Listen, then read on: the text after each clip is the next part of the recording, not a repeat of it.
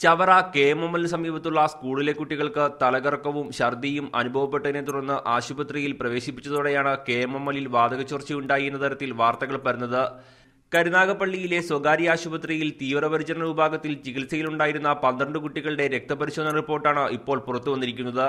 KMMലിൽ ചോർന്നതായി പറയപ്പെടുന്ന വാതകത്തിന്റെ സാന്നിധ്യം കുട്ടികളുടെ രക്തസാമ്പിളിൽ കണ്ടെത്താനായിട്ടില്ലെന്ന് റിപ്പോർട്ട് സാക്ഷ്യപ്പെടുത്തുന്നു. ഫാക്ടറിയിൽ ചോർന്നതായി പറയപ്പെടുന്ന hydrogen sulphide, carbon monoxide, sulphur dioxide എന്നിവയുടെ സാന്നിധ്യം പരിശോധനയിൽ കണ്ടെത്താനായില്ല.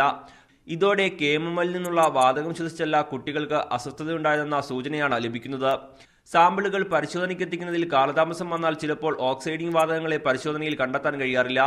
എന്നാൽ കുട്ടികളെ ആശുപത്രിയിൽ പ്രവേശിപ്പിച്ചതിന് അടുത്ത ദിവസം തന്നെ തിരുവനന്തപുരത്ത് നിന്നെത്തിയ ഡോക്ടർമാരുടെ വിദഗ്ധ സംഘവും കുട്ടികൾക്ക് വാതകച്ചോർച്ചയുമായി ബന്ധപ്പെട്ട പ്രശ്നങ്ങളൊന്നുമില്ലെന്ന് വെളിപ്പെടുത്തിയിരുന്നു. കുട്ടികൾക്ക് മാനസികമായ തോന്നലുകളാണെന്നും വൈദ്യപരിശോധനയുടെ ആവശ്യമില്ലെന്നും വിദഗ്ധ സംഘം അറിയിച്ചിരുന്നു. പുതിയ പരിശോധന റിപ്പോർട്ട് കൂടി പുറത്തുവന്നതോടെ വാതകച്ചോർച്ച സംബന്ധിച്ച ദുരൂഹതകൾ വർദ്ധിക്കുകയാണ്.